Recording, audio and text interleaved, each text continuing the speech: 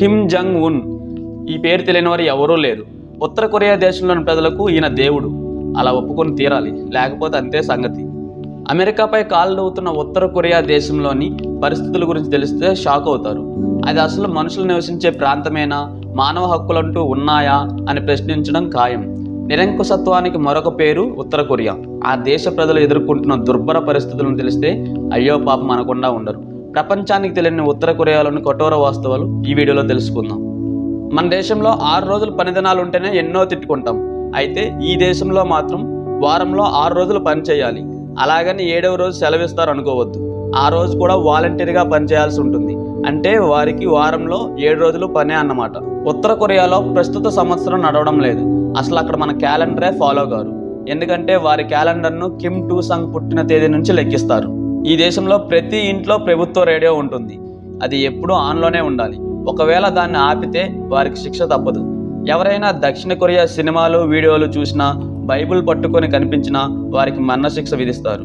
క్షమాభిక్ష అనేది వాళ్ళ డిక్షనరీలోనే లేదు. అక్కడ పేదలకు ఫోటోలు తీయడం నిషేధం. అది తమ దేశ ప్రతిష్టను దెబ్బతీస్తుందని వారు భావిస్తారు. అయితే ఉత్తర కొరియాలో ప్రజలు తీవ్రమైన పేదరికంతో నరకం అనుభవిస్తున్నారు.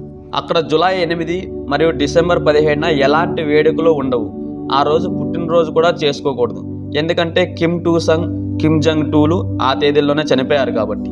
ఉత్తర కొరియా వెళ్లే పర్యాటకులు తమ మొబైల్ ఫోన్లను విమానాశ్రయంలోనే ఇచ్చేయాలి. ఆ దేశంలోకి ఫోన్ల అనుమతి లేదు. పర్యాటకులు స్థానికులతో మాట్లాడకూడదు. ఇందుకు ప్రత్యేకంగా ఒక గైడ్ను ఏర్పాటు చేసుకోవాలి. ఇష్టానుసారంగా ఎక్కడ పడితే అక్కడ తిరగకూడదు. ఈ దేశంలో కేవలం 3 టీవీ ఛానళ్లకు మాత్రమే అనుమతి ఇచ్చారు. అవి తప్ప మరే ఇతర ఛానల్ రాదు. అక్కడ ప్రజలకు ఇంటర్నెట్ సదుపాయం ఉండదు. కేవలం విఐపీలకు మాత్రమే అనుమతి ఉంటుంది. ఇందుకు సొంతంగా రెడ్ స్టార్ అనే వ్యవస్థను ఏర్పాటు చేసుకున్నారు. ఉత్తర కొరియా ప్రజలకు బాహ్య ప్రపంచంతో సంబంధం ఉండదు. వార్తాపత్రికలు, వార్తా ఛానళ్లు వంటివి ఏవీ వారికి అందుబాటులో లేవు. దాదాపు 2.5 లక్షల మంది ఉత్తర కొరియన్లు జైళ్లలోనే బందీలుగా ఉన్నారు. జైలు చుట్టూ కరెంటు కంచెను కూడా ఏర్పాటు చేశారు. ఉత్తర కొరియాలో జీన్స్ దుస్తులు వేసుకోకూడదు. కిమ్ తన మామయ్యను బాగా ఆకలితో ఉన్న వీధి కుక్కల బోన్లో వేసి చంపించేశాడు. అడ్డు వచ్చిన వాళ్ళ అత్తయ్యను కూడా విషమించి చంపించేశాడని అంటున్నారు. కిమ్ 2000 మందితో ప్రత్యేకంగా ప్లెజర్ స్క్వాడ్ను ఏర్పాటు చేశాడు. వాళ్ళు కిమ్తో పాటు అతని సైనికులకు అన్ని రకాల పనులు చేయాలి. వీరిలో 13 ఏళ్ల బాలికలే అత్యధికం. ఆ దేశ పిల్లలకు ప్రపంచ చరిత్రతో పని లేదు.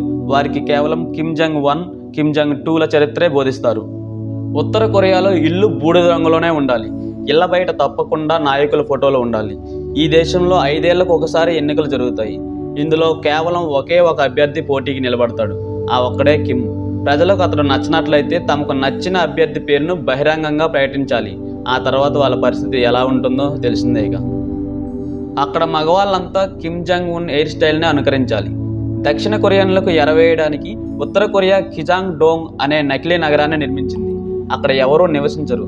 అయితే రాత్రి వేళల్లో అక్కడ ఇళ్లలో నిత్యం లైట్లు వేస్తూ జనాలు ఉన్నట్లు భ్రమ కల్పిస్తారు. ఉత్తర కొరియాకు ప్రత్యేకమైన టైం జోన్ ఉంది.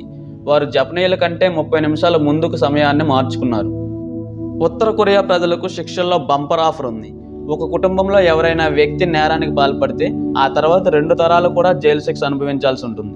అంటే 3 తరాలు తమ జీవితం అంతా జైల్లోనే గడపాలన్నమాట. ఇలాంటి దేశాన్ని నరకం అనకుండా మరే పేరు పెట్టగలమో కింద కామెంట్ రూపంలో తెలియజేయండి friends. Thank you. See Sai facts.